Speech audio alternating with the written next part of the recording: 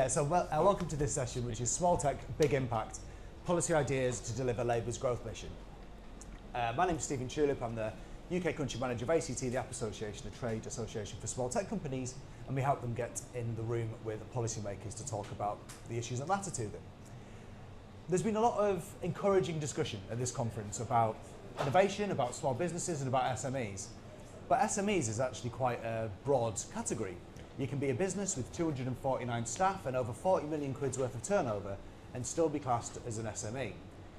So today we're looking at the other end of that spectrum. We're talking about the S end of SME, startups who are in their early stages, which is where we think that the real innovation and new ideas, both in terms of developing new technology and also using existing technology in new and innovative ways, happens.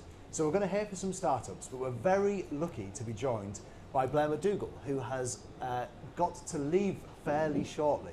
So we're going to hand over to Blair, the Small Business Minister, to say a few words while we're lucky enough to have him. So Blair, over to you, sir. Thanks so much. I'm sorry I'm only here momentarily.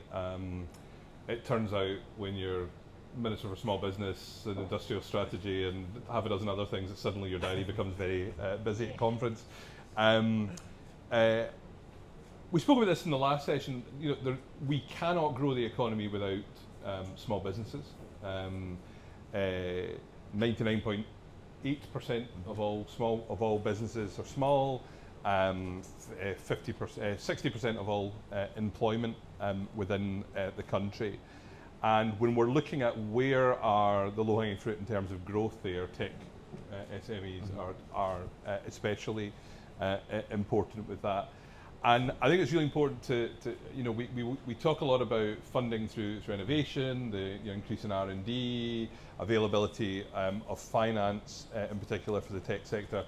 But we shouldn't forget that all of the other things that make running a business difficult is difficult for tech companies as well. The access to all the different advice that's there, and sometimes we treat tech companies as we assume that you're also kind of get up and go, that those are not issues for you as well, and I think that's really important. But the other kind of thing about tech companies so often is they are the ones who are growing so rapidly, and then when you emerge out of that sort of chrysalis of the startup stage, it feels sometimes like business support then dries up, and until you get the $1 billion valuation at the other end of the journey, there's a bit of a blank space. So one of the things we're aiming to launch in April is a scale-up service and a scale-up unit, which will fill that gap in business support, where you get a concierge who sort of guides you through the process, where there is more tailored support for people. And we're trying to learn from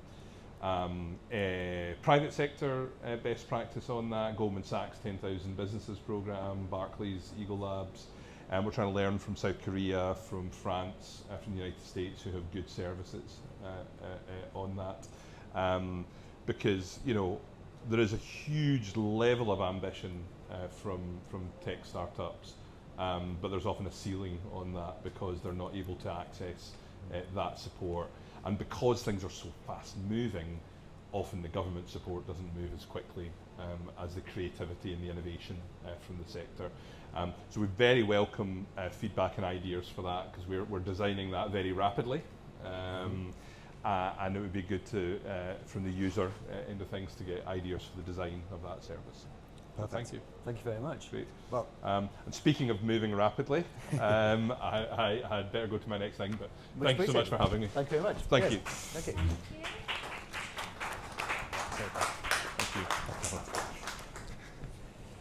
Thank you very much. Yeah, like you said, small businesses are quick and dynamic, and there's a lot of ministers running around this place in a very quick and dynamic way, so that's fantastic. Yes. So we're joined today by two. No, I did for a few days. Tell you about what they do. I'm going to let them do I did. They're genuinely innovative businesses based not in London, and doing some really interesting things with technology. So Caroline, over to you first. There are so many things that I could say after what Blair just said there, but it would be wonderful just to tell you a small bit about my business. So I'm based up in Aberdeenshire. We We run a smart home technology company. We're very much about supporting people to stay in their homes, to age well.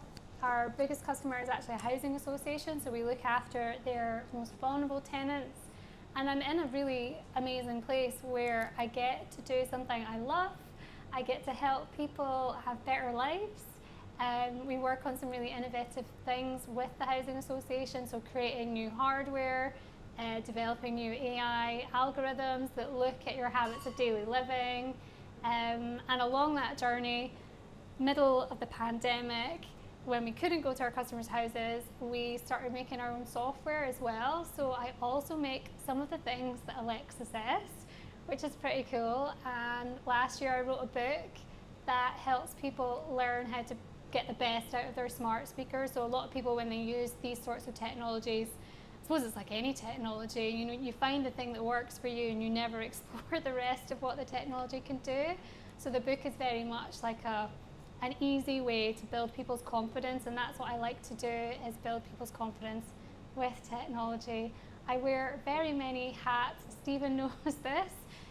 Really passionate about the younger generation as well, and ensuring that younger people get opportunities to have careers in the STEM industry. It's been a massive thing for me, you know, in terms of social mobility and all the things that, you know, tech skills, they're so valuable to our economy, they're so valuable to people individually as well. So I'm very glad to be here. Thank you very much, Stephen. Thank you. And when I talk to Caroline, I always think she's like Miss Rabbit from Peppa Pig. If anyone's watched that, she has lots and lots of jobs. So if anyone's got any questions, chances are that Caroline's some sort of expert. I've probably done it. Yeah. Will, over to you.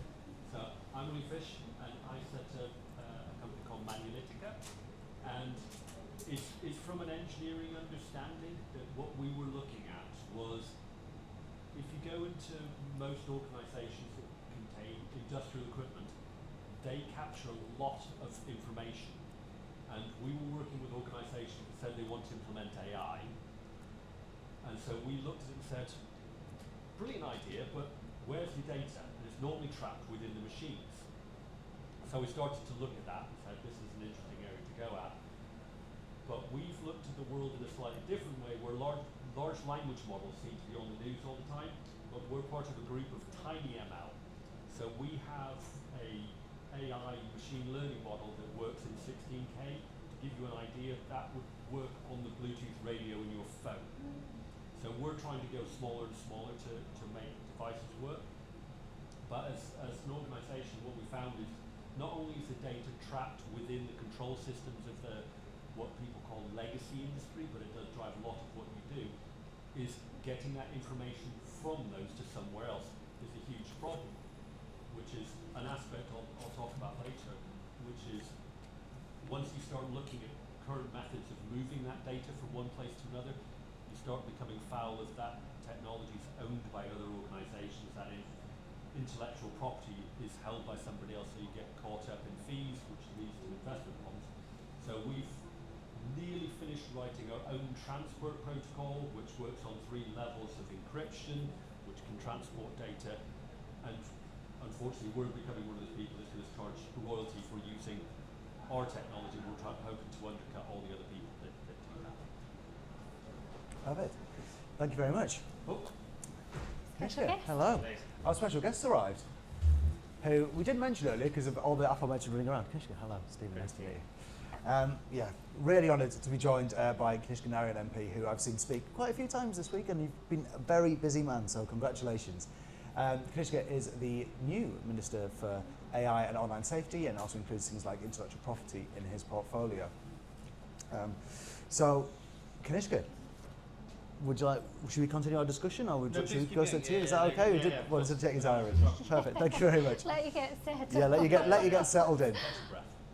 So I guess the question that we're just about to come to for you guys is, let's say you had a magic wand, which maybe one of the stalls here can provide you with, I'm not sure, and you could change one regulation, one regulatory barrier that you're facing in the growth of your business. What would that be? Caroline, over to you first. So something that is really relevant for our business just now. So we have one main customer, so our housing association that we work with. We kind of got that contract a little bit through the back door. As a business, we're growing, and we would love to have more contracts like that. However, all those contracts are managed through a central procurement system, and they all have quite strict thresholds in terms of turnover and different things, tick boxes that your business has to have. And a lot of small tech companies that are quite small and innovative like ours, we haven't quite met those thresholds. We have a really happy customer. We've got very happy end users. We're demonstrating really strong outcomes when it comes to how we're using the technology to help people live better lives in their homes. We've been working alongside through the Housing Association with the prison service, helping people to reintegrate into society. And so we're working on really impactful things, but because we don't tick that box of £250,000 a year turnover for the previous 2 financial years, we're not even allowed to bid on things. And that for me is a big frustration, because yes, we have this great relationship with the Housing Association, but they don't have a lot of money. The amount of money that they have to innovate, they're having to try and find pots of money from various different places. We have been really fortunate that they've gotten some Scottish Government funding, so we're going to be doing 200 new houses over the next 12 months. But that doesn't necessarily translate to more money for my business, because we're under like a fixed contract basically. So some of those things I find, we want to do more because we can see the potential, and at the moment we're not able to do that. So I think it's really interesting, particularly when you're looking at things like social care and medtech. A lot of these applications are very, very niche and specific and really well suited to small businesses. But your small business only gets to be a big business if government and housing associations buy from you. One of my biggest frustrations is the amount of pilots that are run. So we'll trial this technology and we'll trial that technology, and I think we've really missed a massive opportunity when it comes to just off-the-shelf consumer electronics and enabling and empowering people to use those technologies, because they're there, but they can be overwhelming for people. So that's like what we do in our business, is helping people learn like what might suit their needs best. And if we could scale that, that would be so much better than trying to find some elusive AI or like solution that people, they don't actually want that. They want to make, they want to be able to make themselves a cup of tea. Like they want to be able to speak to their families. And I think we overcomplicate things a lot when we talk about technology in the home. Perfect. Thank you. Will? I slightly different to Caroline, because I talk about hardware. It's one of those behind the scenes things that the IPO's already working on it. Is when you talk about hardware, it's going to having technology in the house. I don't think people realise that they'll say, I'll just add Wi-Fi to this, I'll just add Bluetooth to this, not realising that underneath that, there's standard essential patents attached to that technology.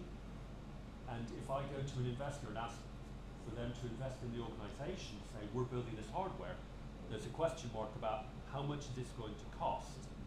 Because at the moment, as a small business, I'll have to negotiate with those people of how much the cost will be. And I think if the government could help me understand how I can get a fair, reasonable pricing and a fair and reasonable way of working, then it will help all those small startups which are thinking of making something tangible to be able to work out how much and how difficult it will be to implement that technology in their products, because it's not as easy just buying the chip, installing it and saying, I now have something I can put into an old person's home which will help them with these things, because there's some hidden costs that for many are still very well hidden.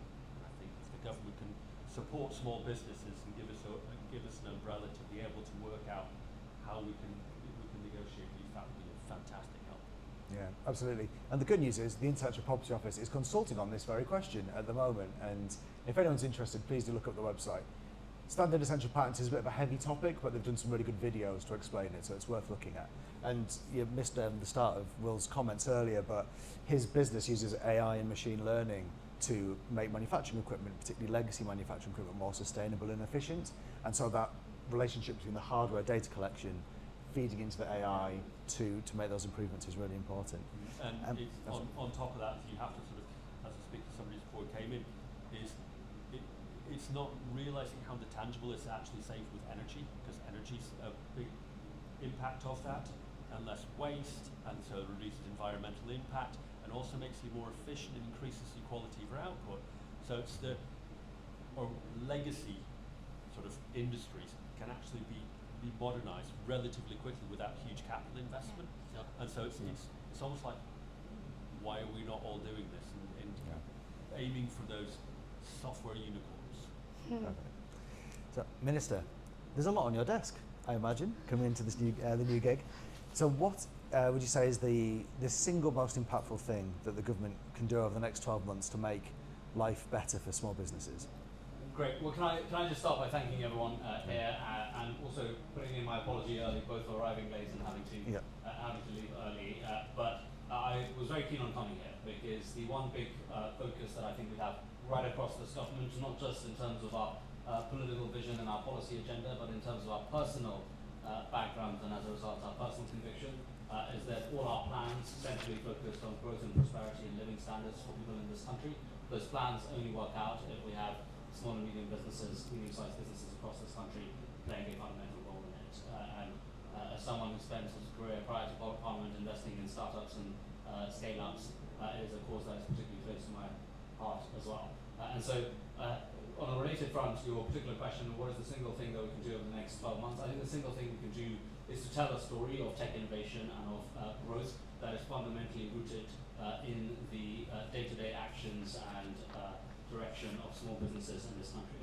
Small tech is kind of flavor of the month, and to give you all the confidence in this room and right across the country, the Labour Party is deeply not just the home of business, but the home of small business, the home of innovation, the home of capturing the ingenuity of British people and putting it in the service of prosperity. So that's the high level thing. But look, in specific policy terms, right across the board, whether it's investment through reforms that we've made to pension funds and a lot more that we want to do through public spending as well, through to regulatory innovation, through RIO in my department, DSET, through to thinking about where we can find ways of using public procurement so that they have not just money coming in, but visibility over revenue prospects in the future. The points of procurement are very well made, and I've heard them again and again from businesses and small businesses in particular. Right across the policy toolkit, we're throwing everything at the fundamental mission that we have on growth and living standards, and we're doing that certainly in the Science, Innovation and Technology Department with the interest of small business very much in mind. Perfect. Thank you very much. One of the issues that we speak about quite a lot with our members is the pull of the international. You know, it's a well-worn cliche, but something that's often said, where we start many startups in the UK and a lot of them suddenly move overseas. But one thing we also hear is, and speaking for you a little bit here, is that you don't want to move overseas. So I was wondering, you've spoken to a lot of startups this week, that pull to, do you think that pull to go to America for investment, that pull to perhaps set up a business in another country is something that is justified, or do you think that the UK is in a good position to retain and grow these startups at home? That's a great question, and apologies for having to leave straight after this. Yeah. But the big thing I'll say is this: I am never going to be in a position where I'm going to tell a business owner who makes a decision that they weren't justified in doing it. You know your business best, and you know your interest best, and you should do that. But I will say I will do the sales pitch for the UK, which is that, especially if you're building a technology or if you're building an AI, and you think of all the core inputs to that, capital.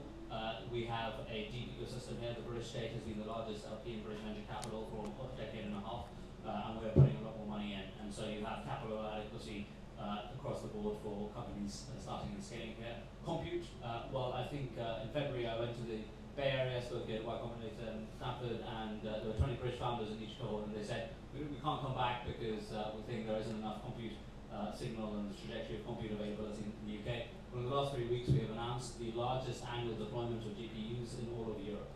And we have announced the largest infrastructure investment project in the history of Britain. And so there is a unparalleled, unmistakable sense now that Britain has the scale of compute availability to build great technology businesses here. And then the fundamental third thing is community, which is to feel that you're not just rowing alone, but you're doing it in a community of talent that is building and rowing in the same direction. I think we have that in abundance here as well. The one thing I will say is that market size has historically been a big driver of people wanting to go abroad. the sense that an island of 65 million or so is a smaller market than you want to sell to ultimately, and so you might want to try and move to the US for that reason. I think market size has never felt to me a fundamental constraint, but a psychological constraint. There is no reason why we can't have firms starting here in the UK, right across the breadth of this country, and selling internationally day one, as others do. I think Israel is a very classic example of a country where firms have built amazing large businesses, not by selling in Israel primarily, but selling day one in the US and abroad. And so I believe very firmly that there are no fundamental constraints to building amazing businesses here in the UK. Thank you very much, Minister. Thank you. I know you've got to shoot off, but thank you so much. Thank you very much. Thank you.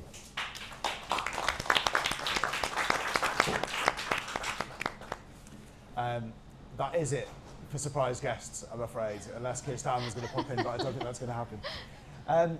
So I think that's really interesting, and actually one of the things that we talked about a lot before this panel is that idea of market and capital and raising money and unicorns, and whether or not that is a model that is right for all startups. Should everyone be chasing that unicorn status, or actually is there space for businesses working in more niche environments to exist as part of that ecosystem? So Caroline, over to you. And it's interesting because obviously Blair picked up on that in his opening remarks as well. Saying, oh yeah, I'll go to America and I'll do this and I'll do that. And I've been very fortunate. I went on an Innovate UK trip to Canada, so I was able to see some of the market there. I self-funded a trip to the US to go to Tennessee, because they actually have a very big healthcare market there as well. And it coincided with another voice technology conference that I wanted to go to. And I came back from both of those things and from all the kind of investor discussions that I've had, and I was like, this is not the path for us. This is not where I see our business going. And maybe that is also because I get the opportunity, to work with my customers directly, and I can see the impact that has, and I really would love for us to be able to do that more broadly across Scotland. So it's not a path for me, and then you kind of feel like, oh, do I belong in this community? Am I a tech startup? I think sometimes some of the conversations I have with others is that the measure of success, unfortunately, is how much VC have you raised, what competitions have you won, how much have you been in the press for the work that you're doing, and if you don't tick any of those boxes, then you're kind of looked down on a little bit, and I'm not sure that when you have a business that has such a, like, for us it's the societal impact which is the important thing, and then I feel like, well, why are we not focusing on that? Why is that not seen as success? So yeah, it's sometimes a little bit challenging to be in the space and feel like you're supported. Yeah. And Will, what your experience is with attracting investments? I'm the anomaly. I was born and raised in Silicon Valley and came to the UK. And the industry that we're working with, I've actually talked to Sunderland City Council because we're focusing on what is termed as legacy industry. And you know what they've got? They've got a whole bunch of engineers that worked in legacy industry.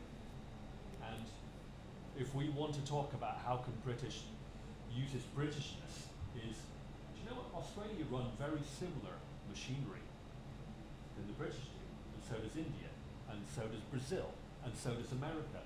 There is no reason why we cannot, and our go-to-market plan is build ourselves out in the UK, prove everything works, and get everything so we've got a good product market fit, and then we can hit the rest of the world. I have spoken to VCs before, and they said, come to America, come to Southern California, people invest because heavy industry's there. And I said, no. I live just outside Leeds. I've moved from the States to here. I like living here. I'd like to base it in the north because this is a wonderful country with wonderful people. Why do I want to go back to California to have a boss which is just basically saying you've got to meet these targets, rather than, like, say, we're trying to have societal impact. We're trying to help these legacy organizations not just disappear because they are needed, and how can we not have everything go overseas? So I think Britain's a little bit behind with how the infrastructure works with funding, but there's lots of skills that can be exploited to give ourselves what would be unicorns, but we need some time for that to incubate and grow. Yeah, absolutely. And I think it's a really good example where small businesses like these play a really crucial role, not just in developing exciting new technologies, but also, as Will says, bringing along those legacy industries with new innovations, so that things like manufacturing can improve, can grow and become more productive and compete with the rest of the world. On the subject of funding, Caroline, you have we've spoken before about a very specific criteria that's often placed on female founders. And we wondered if you could talk about that a little bit. Yeah, so I don't know if anyone was aware of it, like just over a year ago, they announced the winners or the awardees for the Women in Innovation Fund, and there was a very big uproar at the time because they had originally said they were going to fund 50 places, and then on award day they only announced 25, and we had to do a big campaign online to get them to basically backtrack on that. But also what came out of that whole discussion and probably built a bit more awareness in kind of like the wider entrepreneurial circles is that part of that application process, as a woman, you're always expected to do more. So in that application that you put together, you had to do like a really detailed video on why you would be a good role model and the things that you would do as part of being an award winner for that year's worth of funding, to like promote entrepreneurship and like basically make Innovate UK look good. And it just struck me that it's so interesting to have that as a criteria in terms of the selection process, because if it was a smart grant or something like that, that wouldn't be part of the selection process. So why are we made to jump through all these extra hoops? At the moment, I'm on a Scottish Enterprise Pathways to Scale program, which does come with a little bit of funding. It's not quite to the extent of you must be a role model and you must do this and all that to be able to get the funding, but it's just very interesting how different the spaces are for male-led organisations or majority male organisations versus female, and I think sometimes it's not always constructive. So I would like to see, like ways in which that we can make entrepreneurship more accessible for people, because it's not easy to fill out these grant applications. Yeah. It's almost like a full-time job in itself. So why are we making it harder? Because like you think, oh, you're making it easier because it's for women only, but actually then if you're making them jump through extra hoops, then you're not making it easier. So it's kind of, not always the easiest. And we have checked with quite a lot of male founders on this issue, and I've yet to meet one that got that same requirement of, will you be a role model? Will you essentially do some free volunteering work for the funder? Which is, well, not on for a number of reasons, but it's adding an extra burden. And like you say, the criteria should be how good is your business, how good is your idea. It shouldn't be, can you do some good YouTube videos to promote, the diversity of this funding pot. So I think it's a really important message. Well, you talked briefly about the standard essential patent issue earlier, and we've talked in the past not just about the attracting investment side of it, but also the harm that the current lack of clarity on what a fair rate for these patents is, in terms of planning for your business, in terms of your cost planning, your unit price. I was wondering if you could expand on that a little bit. Okay, so I'm sure everybody's had a good play with Excel, and you've tried to put budgets together. And with standard essential patents, is try to imagine that 5G was a very talked about subject, and everybody was going to use 5G. We're all going to have 5G everything. But underneath 5G is there's a huge number of patents, and each person who holds one of those patents can charge you a fee and a royalty based on whatever they decide is a fair and reasonable use. But all of it's held by them. It's not publicly available. It's not something you can understand. And so I will have to negotiate with each and every one of them, but I don't know who they are. So for example, I'm a member of the Bluetooth Special Interest Group with Bluetooth. And even within Bluetooth, I don't know who holds all the patents that underpin Bluetooth. As a startup, it doesn't seem to make a lot of problems because whilst I'm not making a great deal of money, I'm irrelevant to them. But if we start turning out to be a large organisation, at any point in time, they can say that we've been using their intellectual property without paying them a reasonable royalty. And because I can't see what that royalty will be, I can never budget for it, I can never really work out what it is. And if I try to negotiate with them, they get to define what the pricing is, whereas it's slightly different if you're LG speaking to them to say, we're going to produce 1 million units of my television with your proprietary technology, and rather than a startup company saying, we're going to produce 1,000 of these units. The pricing is not just opaque, it's my negotiating power is almost nil compared to the large players, which then puts another burden on small organisations once they break to that point of scale up. And that's where we come back to the funding aspect of, if I go to a venture capitalist and say, I need funding for X, but I've got this box here which I don't quite know how much I'm going to be charged for using this technology, it makes it very difficult for funding to come in especially in the UK. In the US they're a bit more used to it, so that's why a lot of people do end up going to the States to work with it. And it's a very, very big subject. If you want to talk about fair, reasonable use, patent usage and standard essential patent, please come and talk to me and Stephen afterwards. But it is another piece that constrains small businesses, especially with hardware, from going from interesting idea to a large organisation. It's a hidden cost. Yeah. It's very difficult to negotiate our way out.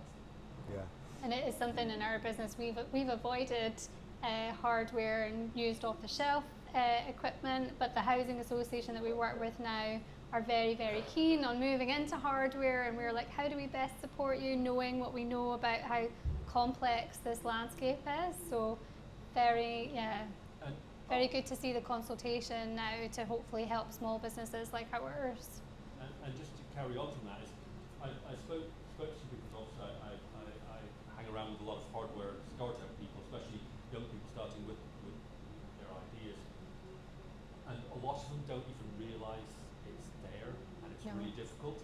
And they say, don't worry, I'm buying an off-the-shelf radio, I'm going to fit it to my device, and go, but they don't own the patents, they're just making the radio. And the patent holders aren't going to go after the people that make the radio when they're selling it for $5. Because if they're going to make a smart fridge and sell it to you for £1,000, it's best to go after the person who's made a £1,000 fridge and say, I want 1% of your sales, rather than the guy selling the $5 radio. So it's understanding that this follows to the end product, and so you might think you're covered because you're buying something off the shelf, but that off the shelf thing is just, they're not relevant enough for the person to come after yet. Yeah, and you're absolutely right. And so when you're in the startup ecosystem and you get on these programs and accelerators, they'll always have sessions on IP, and they'll talk about all the easy stuff. So like, oh, copyright this, trademark that, trade secrets and all that good stuff. And you're like, oh yeah. Never once did I sit in a session where they said, oh, have you heard about standard essential patents? And then when I did learn about them from the App Association, I was like, what the? Like, I did not understand how this was something that I had never heard of before, and actually how significant it is for a business. Yeah. And just how barmy it is as well, because I don't understand why, like in other areas of copyright or intellectual property, like if you wanted to use a font on a banner or to publish a book, you just go online and you buy the license. But you can't do that in the tech hardware space. You can't just go and buy the license. You have to go and ask them, how much is the license going to be? And then they're like, oh, I don't know. Well, that depends. And then you have to go into this whole legal conversation back and forth. And it's very, very complicated, far more complicated than it should be. And the good news is the intellectual property office is trying to fix this, as we mentioned earlier. And I get this is quite a complicated topic, but one of the headline figures that's really interesting is there's been a few court cases between big companies arguing what a fair rate for these patents is. And I get that this isn't really an audience participation sort of vibe at these sessions, so I'll just tell you the number. But in a recent one, the difference between what was originally stated as a fair cost and what the court decided was actually the fair cost was 500%. And that's pretty chunky whatever walk of life you're in, right? And it's particularly for a small business, that is comfortably the difference between profitability and not, and having a viable product and not. And so we do encourage you, take a look at what the IPO are doing on this. It's a very sensible intervention that is actually targeted specifically at small businesses, understanding that they can't afford the expensive legal costs, that you need to argue these things in court. So we do encourage you to take a look at it. We've got one more question for you both, if that's okay. So what does success look like for the SME, and particularly the S end of SME business community in the next 5 years? Do you want me to go first? Why don't you go first? What would you like to see changed? So a big important thing for us is the ability to build really strong partnerships. So a big observation from me in terms of the support that you get on your entrepreneurial journey is, it's, as I said, success, the measure of success is go get VC funding. There's never really much conversations about getting actual customers, which I find really bizarre. So absolutely 5 years from now, I think having more of an emphasis on supporting small businesses to get those really strong partnerships, get the clients that they can build really good relationships with, that they can innovate with together, because there's so many companies out there that can really benefit from small businesses and their ability to be agile and bring in ideas from outside. So like, I've come from the energy industry into more of a social care kind of space, and I didn't realize how many transferable skills there are. So I think that again is a really important side of it. I would really love to see more spaces where people can innovate together. So having larger organizations and smaller startups and students and universities coming together and collaborating in a way that's genuine and not just a tick box thing of like, look how good we are because we ran this program and we did one webinar where we got the small businesses and the big businesses together. I think if we could do something where we're actually in the same room together and we do get to build those relationships, that would be amazing. And I know that for me, that would benefit my business. I know there's lots of other businesses like mine that would really, really value that. And you know, it helps us on our journey, because if we've got, you know, paying customers, that helps us to innovate and grow and not have to rely on this whole unicorn thing, because we're not all going to be unicorns, and there's nothing wrong with that, but we are made to feel a bit like, oh well, if you're not a unicorn, then we don't want to be supporting you anymore. So yeah, that is my vision for the next 5 years. Perfect. And I shall be trying very hard to help support that. Fantastic. Will, where do you want to be in 5 years? Well, where I want to be, where I think we could help the sort of startup sort of world is stop talking VC, stop talking unicorn, and sort of go, hold on a second, why do people not all understand that angels and small investments do get some really interesting tax incentives? And you know what, there's lots of young people with really crazy ideas. Some of them might actually work. But if they're all told you've got to be a unicorn and you've got to go after a VC and ask for $1.2 million, it's going to get very little traction very quickly. But also, I'd like to see lots of startups appear and start working, because if you think back to when we were young, when I was young, I started a small company, and that allowed me to do lots of interesting different things and learn lots of new interesting skills. And if we have small businesses bringing in young people and showing them different ways of doing work, and they get to experiment and try things differently, they could be the new CEO of the new whatever Google will be in 20 years' time, because they started at the bottom, started doing interesting things. And instead of investing in these large skills programs for large businesses, dump that money into small businesses who are trying to do interesting things, because we will get much more interesting, flexible, well-rounded, skilled young people coming through. That's what I'd like to see. Yes, yeah. I had a Kickstarter graduate for a while, and that was such a brilliant program. Like, I don't know if anyone else had any involvement with the Kickstarter program, but we had a really positive experience with that. So it's almost the question as I start wobbling on is, people say, oh, well, we're doing this with AI. It's like, well, have you sat down with somebody who's 23 and said, what do you think we should be doing with AI? Because they don't have all the baggage and the constraints of, they've had a 20-year career and they're now trying to retrofit AI They will have some ideas of, yeah, we can do this, this, and this, and this. And it's those are the people we need to say, okay, how much do you need to get that spark of an idea from where you are now to somewhere else? And I do support what Caroline was saying is, it's like Northumbria Water saying, we have all these problems. And they publish out saying, we're doing a competition, we don't care who you are, we will fund you up to a certain point, come and help us with our problems. And we'll fund you. And if it's a great idea, you can turn it into a business and off you go. But it is that interesting way of saying, we'll engage with people to allow them to start with that sort of idea. And if they can actually create a business, they're going to pull in more young people that are going to learn interesting things as they work it out together, rather than in a large structured organisation. Yeah, absolutely. And yeah, sorry, we're just going to go on. Does anyone have any questions? Sorry, I was getting waved at the back because we're going on to the questions section. Do you have a question? Yeah. Oh, perfect, go for it. Yeah, yeah. I was just wondering how the App Association can help a small luxury clothing brand like myself expand into the global digital marketing sector, and what apps there are in place, and what do you advise, and how could you help a small one-man team like myself? Yeah, it's really interesting, and I've got to be clear on this. I'm not a technologist myself, so when I use some technical terms, take it with a pinch of salt.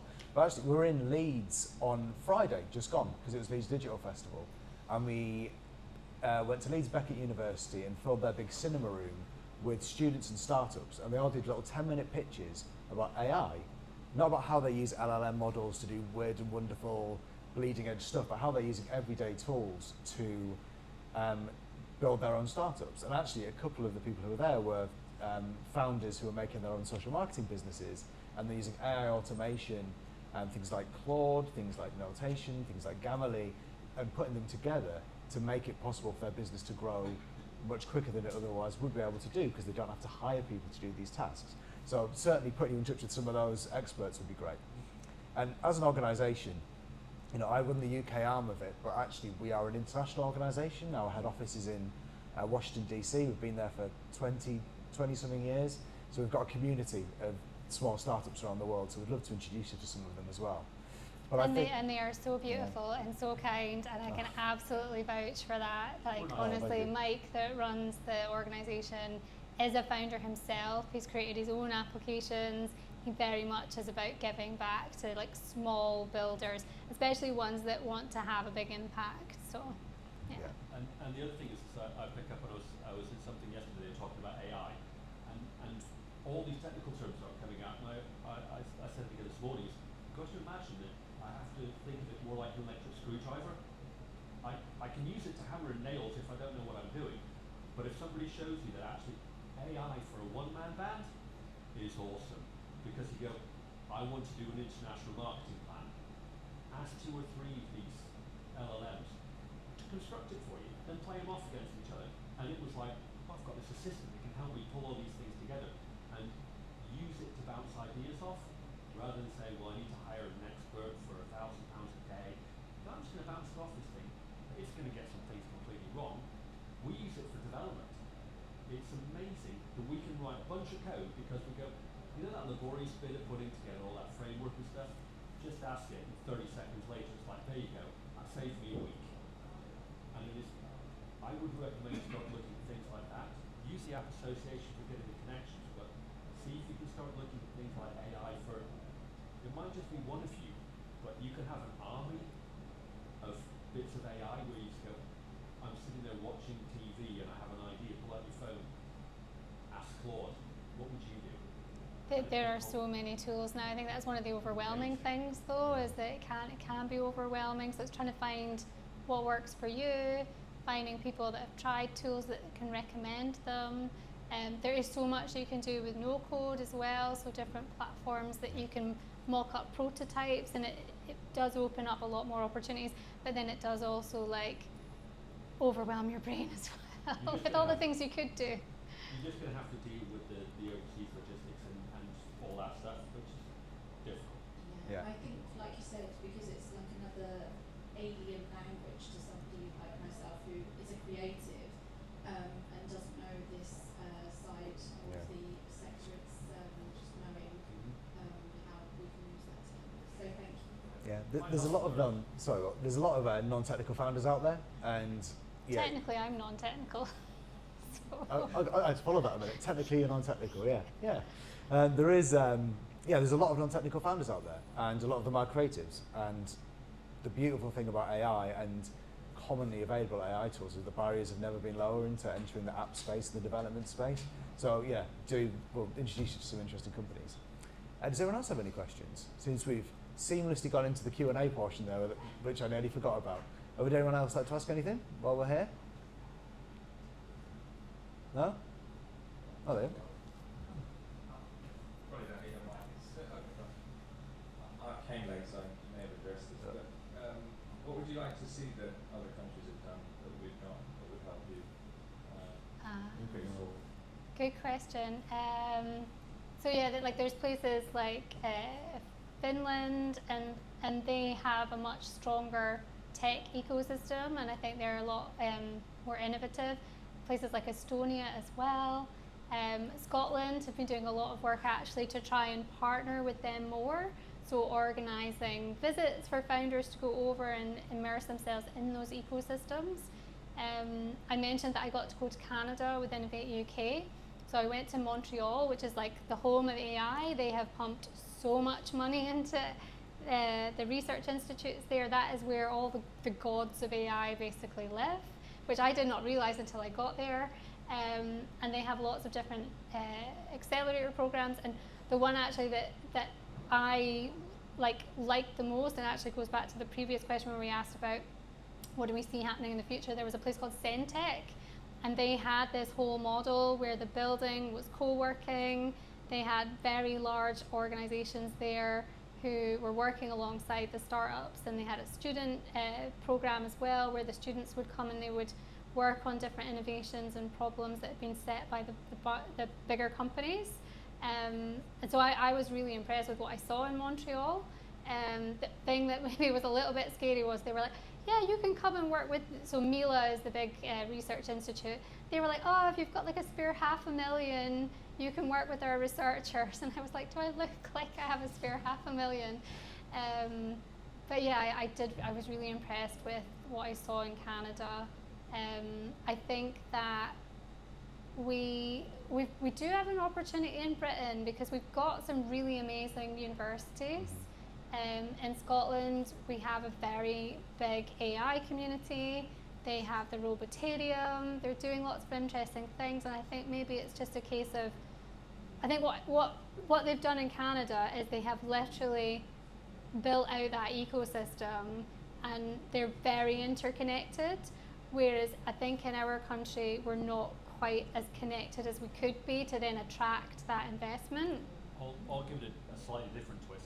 I've been speaking to people in Spain, Portugal, and Estonia.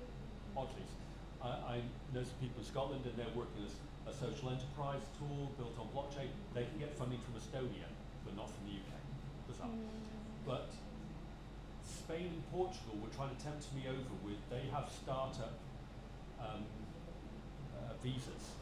So if I start up a business and I say I'm based in Portugal, I can just move there. There's almost no barrier to setting up there. But they've also then abstracted from universities, because universities are big, bureaucratic and laborious, and they're not designed to be quick. They produce really intelligent people, but they're not designed to be quick. So they've removed the funding from universities, and they've removed funding, funneling it through venture capitalists, because venture capitalists want to make money. So they're trying to set up startup organizations and ecosystems around different areas. In a space just outside Barcelona, they're setting up an industrial space, and they're partnering with people in industry. So not only do you start up a business, they focus on, we're going to get you your first customer. They're not pumping in money so you can get your idea off the ground. They're trying to work out, right, who do you need to be talking to? Who's your customer? How can this help our local community and build out around that by, let's get your first sale, not teach you how to pitch to an American VC. Perfect. Thank you. So, apparently, some bloke's doing a speech in a minute, so we should probably wrap this up. But thank you all very much for attending. I think the one thing we always say, before we finish, remember about the S end of the SME definition. There are lots of small businesses. If you go past a random office block or an industrial estate, there'll be some fascinating businesses in there doing some amazing things, and please do keep an eye out for them. Thank you all very much. Thank you. Cheers.